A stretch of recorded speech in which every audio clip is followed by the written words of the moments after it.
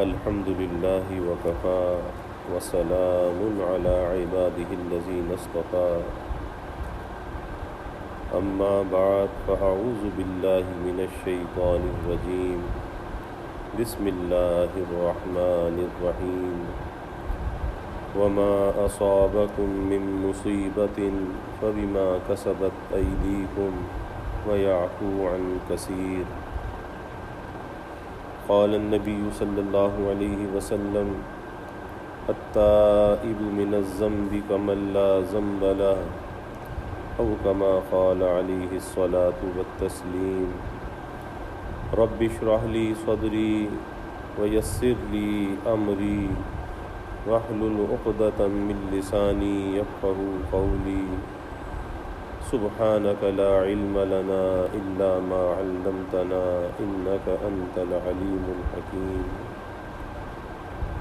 إن الله وملائكته يصلون على النبي يا أيها الذين آمنوا صلوا عليه وسلموا تسليما اللهم صل على محمد عبدك ورسولك وصل على المؤمنين والمؤمنات والمسلمين والمسلمات صدق الله العظيم وصدق رسوله النبي الكريم ونحن على ذلك لمن الشاهدين والشاكرين والحمد لله رب العالمين۔ توفیق الہی اپنے محبوب مرشد پاک کی برکت سے ظہر کے بعد اس نشست میں حالات حاضرہ کے تناظر میں اللہ تعالیٰ سے اپنے تعلق کو مضبوط کرنے کے، قوی کرنے کے ذرائع پر بات چل رہی تھی کہ اللہ تعالیٰ کے ساتھ کس طرح سے اپنے تعلق کو مضبوط کیا جائے اور جو اللہ سے دوری ہے اس دوری کو کیسے نزدیکی میں بدلا جائے، کیونکہ اللہ تو یہ کہتا ہے نحن اقرب الیہ من حبل الورید کہ ہم تو تمہاری رگ جان سے زیادہ تمہارے قریب ہیں۔ تو اللہ تو ہمارے قریب ہے لیکن ہم اللہ سے دور ہیں۔ اور وہ دوری کس چیز کی ہے؟ وہ دوری ہماری گناہوں کے حجابات ہیں، رکاوٹیں ہیں۔ جیسے اگر باپ بیٹے کے درمیان کوئی ناراضگی ہو جائے، باپ کے دل میں بیٹے کے لیے کچھ رکاوٹ اور حجاب پیدا ہو جائے، تو بظاہر ایک ہی گھر میں باپ بیٹا رہتے ہیں لیکن ایک دوسرے سے دور ہوتے ہیں، نزدیک بھی ہیں، لیکن حجاب ایسا ہے کہ دوری ہے۔ اگر بیٹا باپ سے معافی مانگ لے، باپ کا دل صاف ہو جاتا ہے، اور باپ تو پہلے ہی قریب تھا، دور تو تھا نہیں، لیکن وہ جو حجاب اندر کا ہے وہ دور ہو جاتا ہے، اور جب وہ حجاب دور ہو جاتا ہے تو بیٹا باپ سے قریب ہو جاتا ہے۔ شوہر اور بیوی کے درمیان اگر کوئی ناچاقی ہو جائے، اب بظاہر ایک ہی کمرے میں رہنے والے، ایک بستر پر سونے والے، لیکن حجاب ایسا آ جاتا ہے آپس کی ناچاقی کا کہ ایک ساتھ رہتے ہوئے بھی ایک دوسرے سے دور ہوتے ہیں اور بظاہر قریب بھی ہیں، لیکن اندر سے ایسی دوریاں ہوتی ہیں کہ ایک دوسرے سے بات کرنا پسند نہیں کرتے، ایک دوسرے کی طرف دیکھنا پسند نہیں کرتے، اور اگر جس کی غلطی ہو معذرت پیش کر دے، شوہر کی غلطی ہے بیوی سے معذرت کر لے، بیوی کی غلطی ہے شوہر سے معذرت کر لے، تو چند لمحوں کے اندر وہ معاملہ ختم ہو کے پھر وہی قربتیں بڑھ جاتی ہیں۔ تو اللہ تو کہتا ہے کہ میں تمہاری رگ جان سے زیادہ قریب ہوں، لیکن دوری جو ہے وہ ہماری جانب سے ہے، اور اس دوری کا سبب ہمارے گناہ ہیں، ورنہ تو اللہ کے اس زمین پر ہم رہتے ہیں، اس کے آسمان کے سائے تلے ہم رہتے ہیں، ہم اس کی نعمتوں کو استعمال کرتے ہیں، اور ہر نعمت ہمیں منعم کی یاد بھی دلاتی ہے،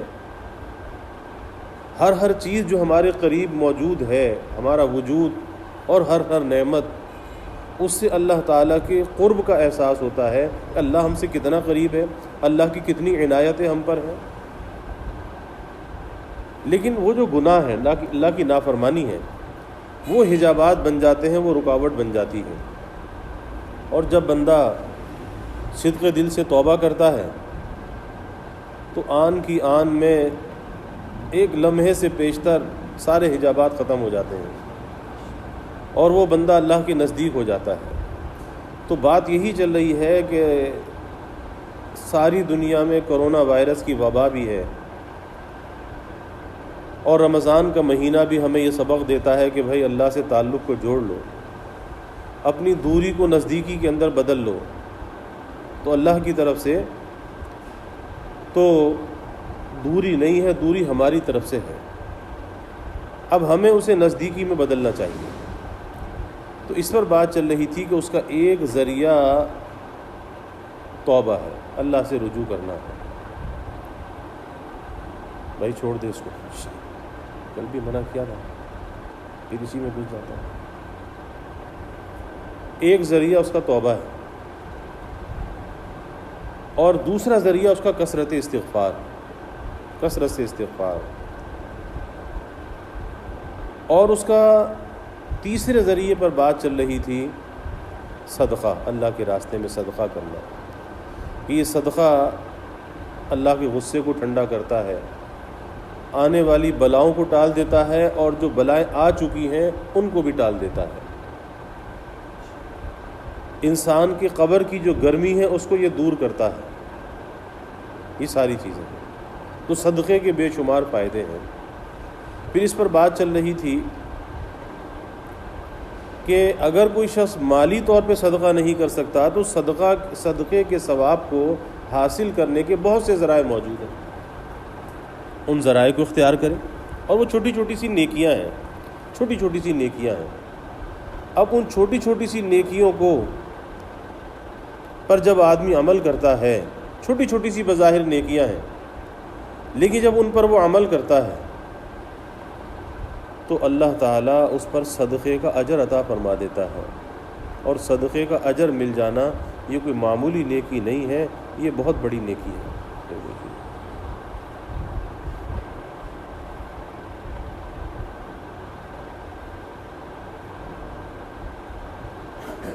بہت بڑی نیکی ہے، اور نیکی کا کوئی بھی موقع ہو اس نیکی کے موقع کو ضائع نہیں کرنا چاہیے، بلکہ اس نیکی کو کر گزرنا چاہیے، نہ معلوم وہی نیکی نجات کا ذریعہ بن جائے۔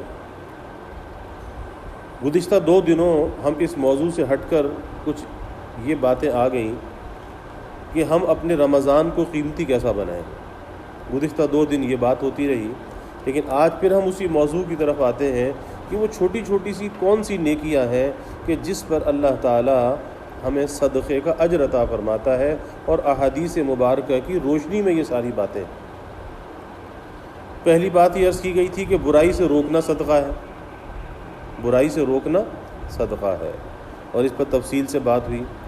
پھر دوسری بات یہ عرض کی گئی تھی کہ نیکی کا حکم کرنا، کسی کو حکم دینا، نیکی کی ترغیب دینا، یہ بھی صدقہ ہے۔ اب تیسری بات بڑی اہم ہے، فرمایا کہ لا الہ الا اللہ کہنا بھی صدقہ ہے، لا الہ الا اللہ۔ اب یہ لا الہ الا اللہ کیا ہے؟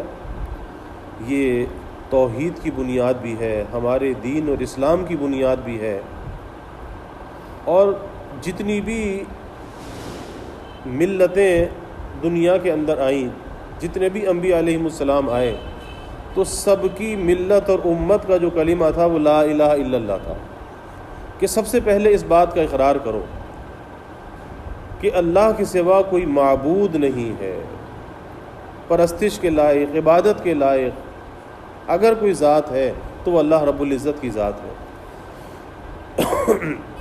اور جب آدمی صدق دل سے یہ کلمہ پڑھتا ہے، لا الہ الا اللہ، صدق دل سے یہ کلمہ پڑھتا ہے، تو شرک کی اندر سے جڑیں کٹ جاتی ہیں، جڑیں ختم ہو جاتی ہیں، کہ وہ اعلانیہ طور پر یہ بات کہتا ہے لا الہ الا اللہ، لا الہ نہیں ہے کوئی معبود،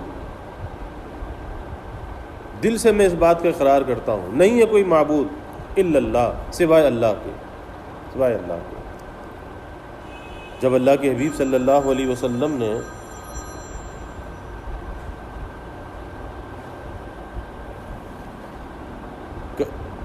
دین کی دعوت دی تو دین کی دعوت اسی کلمے سے شروع ہوئی، قولوا لا الہ الا اللہ تفلحون، کہا کہ لوگوں کہو لا الہ الا اللہ تم کامیاب ہو جاؤ گے۔ بس یہ کہنا تھا کہ دشمن بن گئے، دشمن بن گئے، کیونکہ وہ تو اللہ تعالیٰ کی خدائی میں دوسروں کو شریک کرتے تھے۔ بیت اللہ میں انہوں نے بت رکھے ہوئے تھے اور ان بتوں کی پوجا کرتے تھے، اور اس کی بھی تاریخ ہے کہ بت وہ بیت اللہ میں لائے کس طرح سے تھے کہ پہلے ایک بت آیا، پھر دوسرا بت آیا، اور پھر ہر قبیلے نے اپنا اپنا بت لا کے رکھ دیا، اور وہ 360 بت بیت اللہ میں جمع ہو گئے۔ اب انہیں یہ بات بڑی شاق گزرتی تھی، اسی لیے آتا ہے کہ کلمہ تو بظاہر چھوٹا سا ہے، بہت چھوٹا سا ہے، لا الہ الا اللہ بہت چھوٹا سا کلمہ ہے، لیکن اتنا چھوٹا سا کلمہ ایمان والے کے لیے تو بہت آسان ہے، بہت آسان ہے۔ لا الہ الا اللہ، لا الہ الا اللہ جتنا کہتا رہے آدمی، کبھی اس کی دل کی جو پیاس ہے کبھی بجھتی نہیں ہے، جتنا بھی کہتا رہے۔ بلکہ عجیب کلمہ ہے کہ جتنا کہتا جاتا ہے اتنا اندر اور نکھار آتا جاتا ہے، نکھار آتا جاتا ہے، دل کی صفائی ہوتی جاتی ہے۔ تو مومن کے لیے تو بہت ہی آسان، بہت ہی آسان، اور بشارتیں بھی بڑی بڑی کہ جس کا آخر کلام لا الہ الا اللہ ہو، اللہ کے حبیب صلی اللہ علیہ وسلم نے فرمایا دخل الجنہ، فرمایا کہ وہ جنت میں جائے گا۔ من کان آخر کلامہ لا الہ الا اللہ دخل الجنہ، کہ وہ جنت میں جائے گا۔ عجیب کلمہ ہے، تو مومن کے لیے بہت آسان، لیکن اتنا چھوٹا سا کلمہ، اتنا چھوٹا سا کلمہ کافر کے لیے بڑا مشکل ہے، بہت مشکل ہے، کہ کافر کے لیے یہ کلمہ اتنا بھاری ہے کہ اس کی جان چلی جائے لیکن یہ کلمہ کہنے پر آمادہ نہیں ہوگا، یہ کلمہ کہنے پہ آمادہ نہیں ہوگا، چاہے جان اس کی چلی جائے۔ تو اللہ نے یہ عجیب ہمیں کلمہ عطا کیا ہے، اس کے معنی کے اندر بھی غور کرنا چاہیے کہ میں کہہ کیا رہا ہوں، کیونکہ ساری زندگی کا جو دستور العمل ہے اس کلمے کے اندر موجود ہے، اس کلمے میں موجود ہے۔ جس نے کہا لا الہ الا اللہ، کہ اللہ تعالیٰ کی توحید کا، اللہ کی وحدانیت کا، اللہ کے معبود ہونے کا اقرار کر لیا کہ وہی معبود برحق ہے، وہی معبود حقیقی ہے، اور اس کا کوئی شریک بھی نہیں ہے، لا الہ نہیں ہے کوئی معبود، کوئی اس کا شریک نہیں الا اللہ، سوائے اللہ کے۔ تو جب اس نے یہ بات کہہ لی لا الہ الا اللہ، اب اس کا مطلب کیا ہے؟ یہ خالی یہ کہہ لیا کہ میں لا الہ الا اللہ تو میں مسلمان ہو گیا؟ مسلمان تو ہو گیا۔ یہ کلمہ ایسا ہے، اور یہ کلمہ ایسا ہے کہ یہ لا الہ الا اللہ دل کے اقرار سے جو کہنے والا ہے، دل کی تصدیق سے جو کہنے والا ہے، وہ جنت میں ضرور جائے گا، جنت میں ضرور جائے گا، بشرطے کہ اس کے خلاف کوئی کام نہ کرے، کوئی ایسا کام نہ کرے کہ جس سے اس لا الہ الا اللہ کہنے پر ایسی ضرب آ جائے کہ کہیں ایمان سے محروم نہ ہو جائے، جنت میں ضرور جائے گا۔ کیونکہ اگر گنہگار بھی دنیا سے گیا لیکن ایمان کی حالت پر اگر موت آئی تو بالآخر اسے جہنم کی لانڈری میں ڈال کے پاک صاف کیا جائے گا، اس کے میل کچیل کو دور کیا جائے گا اور نکال کے جنت میں داخل کر دیا جائے گا۔ تو جنت میں تو ضرور جائے گا۔ لیکن میں یہ عرض کر رہا ہوں کہ یہ جو لا الہ الا اللہ کہنا ہے، اب اس کے بعد کیا ذمہ داری ہے؟ اصل چیز یہ ہے کہ جب جیسے کوئی پہلے زمانے میں غلام ہوتے تھے، آج کے زمانے میں نوکری ہوتی ہے۔ کسی نے کہا کہ جی میں غلام میں نوکری لینا چاہتا ہوں. اس نے کہا جی ٹھیک ہے میں آپ کو دینا چاہتا ہوں. لیکن اب اس نوکری لینے کے بعد باقی کرنا کیا ہے؟ اصل تو یہ چیز ہے. یہ قول و قرار تو مختصر سا ہوتا ہے کہ میں نے نوکری دی، میں نے نوکری لی، یہ تو مختصر ہے. اب آگے کرنا کیا ہے، ڈیوٹی کیا ہے؟ تو اصل اس قول و قرار کا جو مقصد ہوتا ہے وہ ڈیوٹی ہوتی ہے. اور اس کی مثال حکیم الامت حضرت تھانوی رحمۃ اللہ علیہ کی بیان فرماتے تھے، جیسے نکاح ہے. اب نکاح میں کیا ہے کہ قبل تو، بس قبول کیا. تو دو لفظ ہیں کہ میں نے قبول کیا، قبل تو، کہ اس لفظ کے کہنے سے ایک اجنبی عورت اس کے نکاح میں آ جاتی ہے اور ساری زندگی کے لیے اس کی شریک حیات اور رفیق حیات بن جاتی ہے. تو اب جب وہ عورت گھر میں آ گئی، اس نے قبل تو کہہ دیا کہ میں نے قبول کیا. اب وہ گھر میں آ کر یہ کہے کہ بھئی میرا کھانا لاؤ، مجھے رہنے کے لیے مکان دو، میرے لیے لباس لاؤ، میری ضروریات کو پورا کرو. تو یہ شوہر یہ کہے کہ میں نے تو تجھے قبول کیا ہے، نہ تیرے کھانے کو قبول کیا، نہ تیرے لباس کو قبول کیا، نہ مکان کو قبول کیا، اور نہ میں نے دیگر ضروریات کو قبول کیا، میں نے تو خالی تجھے قبول کیا ہے. تو وہ عورت کہتی ہے کہ ارے بھلے مانس، کہیں باہر جا کسی سمجھدار آدمی سے پوچھ کہ اگر تو نے مجھے قبول کیا ہے تو میرے قبول کرنے کا مطلب کیا ہے؟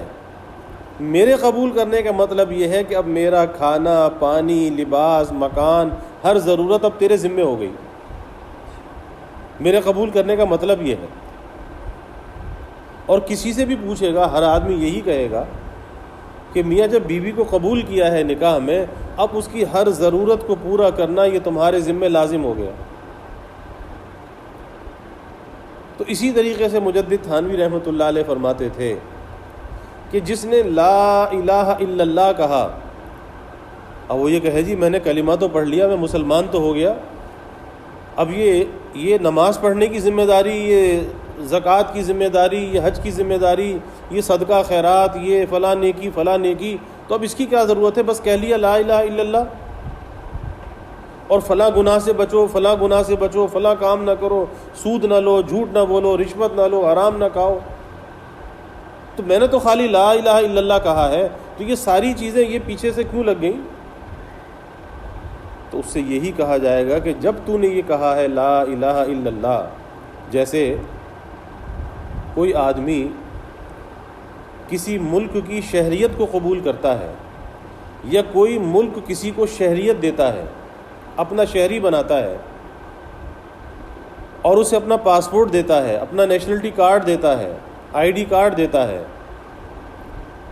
اب وہ پاسپورٹ مل جانا، وہ آئی ڈی کارڈ مل جانا اس بات کی ضمانت اور دلیل ہے، اور اس کی طرف سے اس بات کا ایک حلف اور اقرار ہے کہ میں یہ جو نیشنلٹی قبول کر رہا ہوں، اب میں اس ملک کے جو قوانین ہیں، سلطنت کے جو ریاست کے قوانین ہیں، میں اس پہ پورا عمل کروں گا، اس کی خلاف ورزی نہیں کروں گا. تو جب کسی ملک کی شہریت اس بنیاد پر ملتی ہے کہ پہلے اس سے وفاداری کا حلف اٹھایا جاتا ہے. اور حلف میں کیا ہوتا ہے؟ حلف بہت لمبا چوڑا نہیں ہوتا. حلف میں یہ نہیں ہوتا کہ میں رشوت نہیں لوں گا، میں سود نہیں لوں گا، میں ناجائز کام نہیں کروں گا، میں جھوٹ نہیں بولوں گا، یہ کچھ بھی نہیں ہوتا. حلف میں کچھ نہیں ہوتا.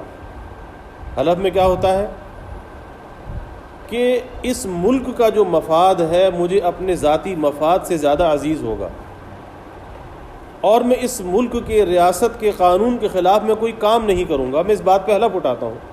چند الفاظ کا حلف ہوتا ہے. دنیا کے اندر یہی قانون ہے کہ حلف ہمیشہ چند الفاظ پر مشتمل ہوتا ہے، اس میں لمبی چوڑی تفصیل موجود نہیں ہوتی، لیکن اس چند الفاظ کا جو مجموعہ ہے اس کی تفصیل یہی ہے کہ میں اس ملک کے مفاد پر اپنے ذاتی مفاد کو ترجیح نہیں دوں گا، یعنی کوئی کرپشن نہیں کروں گا، کوئی غلط کام نہیں کروں گا، اس ملک کے مفادات کا میں خیال رکھوں گا، اسے اپنی ذات سے کوئی نقصان نہیں پہنچاؤں گا. حلف کے اندر یہ بات ہے۔ تو یہ جو کلمہ ہے لا الہ الا اللہ، تو یہ بھی اللہ کے ساتھ ہمارا ایک حلف ہے، ایک حلف، بہت ہی مختصر الفاظ لیکن ہماری ساری زندگی کو احاطہ کیے ہوئے۔ یہ مختصر سے الفاظ ہماری ساری زندگی کو احاطہ کیے ہوئے، اور ساری زندگی کا نظام اور دستور ان الفاظ کے اندر موجود۔ مختصر سے الفاظ ہیں، لا الہ الا اللہ، کل 4 کلمے ہیں، 4 الفاظ ہیں، لا الہ الا اللہ، لیکن ساری زندگی کو احاطہ کیے ہوئے اور ساری زندگی کا دستور العمل اس کے اندر موجود ہے۔ اب جس نے یہ کہہ دیا کہ لا الہ الا اللہ، کہ میں اللہ کو معبود برحق مانتا ہوں، واحد اور یکتا مانتا ہوں، اور اس کے ساتھ کسی کو شریک نہیں ٹھہراتا، تو جب اس کو معبود مان لیا، عبادت کے لائق مان لیا، الہ مان لیا، تو بس اب عبادت کس کی کرنی ہے؟ اسی کی کرنی ہے۔ بات کس کی ماننی ہے؟ اسی کی ماننی ہے۔ اور یہاں پر ہر چیز کے 2 پہلو ہوتے ہیں، ایک تو یہ کہ جو کام کرنا ہے، جو میرے رب کی چاہت ہے، میرے رب کا حکم ہے، ایک تو میں نے وہ کام کرنا ہے، اور دوسری بات اس لا الہ میں یہ بھی ہے کہ اس رب کی مرضی کے خلاف میں نے کوئی کام نہیں کرنا۔ تو یہ ہم میں سے ہر ایمان والے بندے کا اللہ تعالیٰ کے ساتھ ایک قول و قرار بھی ہے، ایک عہد اور حلف بھی ہے کہ ہم نے یہ عہد لیا ہے اپنے رب کے ساتھ، یا ہمارے رب نے ہم سے یہ عہد لیا ہے۔ جیسے عالم ارواح میں جب اللہ تعالیٰ نے بندوں سے عہد لیا، عہد الست جس کو کہتے ہیں، تو کیا پوچھا تھا؟ یہی پوچھا تھا، کیا میں تمہارا رب نہیں ہوں؟ الست بربکم، جو عہد الست کہلاتا ہے، کیا میں تمہارا رب نہیں ہوں؟ تو ساری ارواح خاموش تھی کہ کیا جواب دیں، اور وہاں پر بھی رسول اللہ صلی اللہ علیہ وسلم کی روح مبارک نے سب سے پہلے جواب دیا، قالوا بلا، بے شک آپ ہمارے رب ہیں۔ آپ نے کیا کہا؟ بلا، بے شک آپ ہمارے رب ہیں۔ تو ہمارے حضرت مسیح الامت رحمۃ اللہ علیہ فرماتے تھے کہ وہ جو عہد الست ہے، اسی کی یہ تجدید ہے لا الہ الا اللہ، اسی کی تجدید ہے۔ حلف تو ہم وہاں بھی دے چکے ہیں، ابھی دنیا میں نہیں آئے تھے، ابھی عالم ارواح میں تھے، ہم سے تو وہاں بھی حلف لے لیا گیا تھا، اور ہم نے بلا کہہ کر ایک بڑی بلا اپنے گلے میں ڈال لی کہ اب بقیہ زندگی جو ہے ہم اللہ کے حکموں پر چلیں گے اور اللہ کی نافرمانی سے بچ کر زندگی کو گزاریں گے، کیونکہ زندگی اللہ کی امانت ہے، اس زندگی کے ہم مالک نہیں ہیں۔ اور اس کلمے میں یہ بات بھی موجود ہے کہ ہماری کوئی نعمت ہماری ذاتی نہیں ہے، بلکہ سب کچھ اللہ تعالیٰ کی عطا ہے، اور جب اس کی عطا ہے تو اس کی نعمت کو اس کی مرضی میں استعمال کریں گے، اس کی مرضی کے خلاف استعمال نہیں کریں گے۔ اس حلف میں سب کچھ آ گیا۔ تو ایک حلف وہاں پر ہوا عالم ارواح میں، تمام ارواح سے لیا گیا، لیکن کچھ لوگ دنیا میں آ کے اس حلف کو بھول گئے کہ وہاں تو اس بات کا حلف دے کر آئے تھے کہ آپ ہمارے رب ہیں، آپ ہمارے پروردگار ہیں، اور دنیا میں آ کر کسی نے بتوں کو پوجنا شروع کر دیا، کسی نے آگ کو پوجنا شروع کر دیا، کسی نے سورج کو پوجنا شروع کر دیا، کسی نے ستاروں کو، کتنے معبود بنا لیے۔ تو اس عہد کو بھول گئے۔ اللہ نے وہاں بھی عہد لیا تھا، اور جب دنیا میں آ کر یہ کلمہ کہا، اس عہد کی تجدید ہو گئی۔ عہد تو ہم سے لے لیا گیا تھا، لیکن یہاں پر اس کی تجدید ہوئی ہے۔ تو کلمہ بہت بڑا ہے کہ جو ہماری پوری زندگی کو احاطہ کیے ہوئے ہے، اس لیے اس کلمے کو معمولی نہیں سمجھنا چاہیے، کیونکہ یہاں تو صرف ایک نیکی بیان کی گئی کہ لا الہ الا اللہ کہنا صدقہ ہے، لیکن اگر اس کلمے کی حقیقت کے اندر اگر ہم غور کریں تو یہ کلمہ ہماری پوری زندگی کو احاطہ کیے ہوئے ہے، اور پوری زندگی کا دستور اور نظام یہ کلمہ ہمیں فراہم کرتا ہے۔ یہ کلمہ ہمیں بتاتا ہے کہ تو نے زندگی کیسے گزارنی ہے۔ ساری تفصیلات اور تشریحات اس کلمے کے اندر موجود ہیں۔ بظاہر مختصر سے الفاظ ہیں، مختصر سا کلمہ ہے، لیکن ساری تفصیلات اور تشریحات اس کے اندر موجود ہیں، سارے احکام اس کے اندر موجود ہیں، اس کلمے کے اندر۔ اب کوئی یہ سوچے کہ لا الہ الا اللہ تو کہہ دیا، اب زندگی اپنی من چاہی گزاروں گا، اب تجھ پر پابندیاں آ گئیں، جیسے کسی حکومت کی نیشنلٹی لینے کے بعد، شہریت لینے کے بعد اس کے قانون کا ماننا لازمی ہے، اور اگر قانون کو نہیں مانے گا، قانون کو توڑے گا تو کیا ہوگا؟ پابند سلاسل کر دیا جائے گا، قید میں ڈال دیا جائے گا، اس پہ کوئی قانون کی دفعہ لگا دی جائے گی، اور قانون کی دفعہ لگا کے عدالت سے جرم ثابت کر کے اسے جیل میں پابند سلاسل کر دیا جائے گا۔ کس وجہ سے؟ وہ کہے جی میں نے تو خالی شہریت قبول کی تھی، اور میں نے تو یہ تو نہیں کہا تھا کہ میں فلاں غلط کام نہیں کروں گا، میری مرضی میں نے کر لیا۔ تو یہی کہا جائے گا کہ جب تو نے شہریت قبول کی تھی تو اب تجھ پر اس بات کو لازم تھا کہ تو نے اس کی ہر قانون کی پاسداری کرنی ہے، کسی قانون کو توڑنا نہیں ہے، کسی قانون کی خلاف ورزی نہیں کرنی، اور اگر خلاف ورزی کرے گا تو سزا ہے، قید ہے، پابند سلاسل تو ہوگا۔ تو اس لیے ہمیں بھی سوچنا چاہیے کہ جب ہم نے یہ کلمہ کہا ہے لا الہ الا اللہ، اب اگر ہم اس کی خلاف ورزی کریں گے تو چاہے دنیا کی قید ہو یا نہ ہو، لیکن قبر کی قید بھی تیار ہے، اور حشر اور جہنم کی قید بھی تیار ہے، اور وہ قید بہت خطرناک ہے۔ تو کسی کو اس دھوکے کے اندر نہیں رہنا چاہیے کہ جی مسلمان تو ہوں، لا الہ الا اللہ تو میں نے کہا ہے، اقرار کیا ہے، تصدیق دل سے کی ہے، لیکن میری مرضی میں جیسی چاہے زندگی گزاروں، تو بھائی قید کر دیا جائے گا، اور وہ قید دنیا کی قید سے بہت زیادہ اشد ہے۔ اس لیے جب آدمی یہ کلمہ کہے لا الہ الا اللہ تو اس کلمے کی حقیقت کے اندر غور کرنا چاہیے کہ اس کلمے کے تقاضے کیا ہیں، اور پھر جو اس کلمے کے تقاضے ہیں اس کو پورا کرنا چاہیے۔ اس پر انشاءاللہ آئندہ بات کریں گے کہ اس کے تقاضے کیا ہیں، یہ کلمہ ہم سے کس چیز کی فریاد کرتا ہے، یہ کلمہ کیسی زندگی گزارنے کی ہمیں تعلیم دیتا ہے، کیا کیا سبق اس کلمے سے ہمیں ملتے ہیں، اس پر انشاءاللہ آئندہ بات کریں گے۔ اللہ تعالی ہمیں اس کی توفیق عطا فرمائے، اور اس کلمے کی اہمیت اور عظمت اللہ ہمارے دلوں میں ڈال دے کہ لا الہ الا اللہ کہنا یہ بھی صدقہ ہے۔ وآخر دعوانا الحمدللہ رب العالمین والعاقبۃ للمتقین والصلاة والسلام علی اشرف الانبیاء والمرسلین۔ اللہم صل علی سیدنا و مولانا محمد وعلی آل سیدنا و مولانا محمد وبارک وسلم۔ ربنا آتینا فی الدنیا حسنہ وفی الآخرۃ حسنہ وقنا عذاب النار۔ ربنا اتمم لنا نورنا واغفر لنا انک علی کل شیء قدیر۔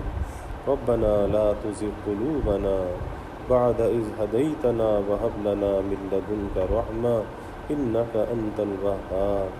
ربنا ظلمنا انفسنا وإن لم تغفر لنا وترحمنا لنكونن من الخاسرين۔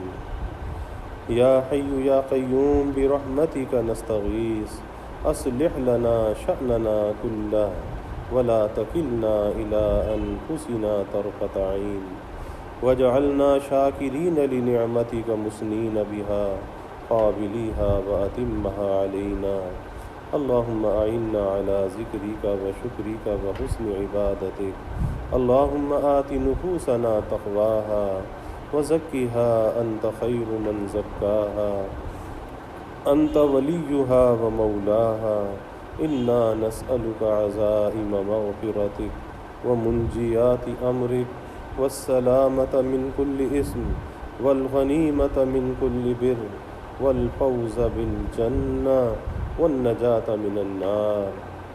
اللہم انا نسألک الہدى والتقى والعفاف والغنى۔ اللہم انا نسألک الصحة والعفة والأمانة وحسن الخلق والرضا بالقدر۔ اللہم انا نعوذ بک من جہد البلاء ودرق الشقاء وسوء القضاء وشماتة الأعداء۔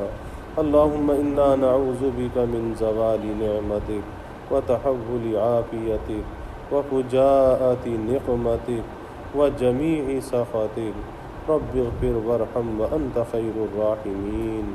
رب اغفر وارحم وأنت خير الراحمين لا إله إلا أنت سبحانك إنا كنا من الظالمين رب اغفر لي وتب علي إنك أنت التواب الرحيم رب اغفر لي وارحمني وتب علي إنك أنت التواب الرحيم اللهم ارفع عنا البلاء والوباء اللهم ارفع عنا البلاء والوباء اللهم ارفع عنا البلاء والوباء اللهم إنا نسألك العفو والعافية والمعافاة الدائمة في الدين والدنيا والآخرة والفوز بالجنة والنجاة من النار اللهم إنا نسألك من خير ما سألك منه نبيك سيدنا محمد صلى الله عليه وسلم ونعوذ بك من شر ما استعاذك منه نبيك سيدنا محمد صلى الله عليه وسلم وأنت المستعان وعليك البلاغ ولا حول ولا قوة إلا بالله وجزى الله عنا محمدا صلى الله عليه وسلم ما هو أهله وصلى الله تعالى وسلم على النبي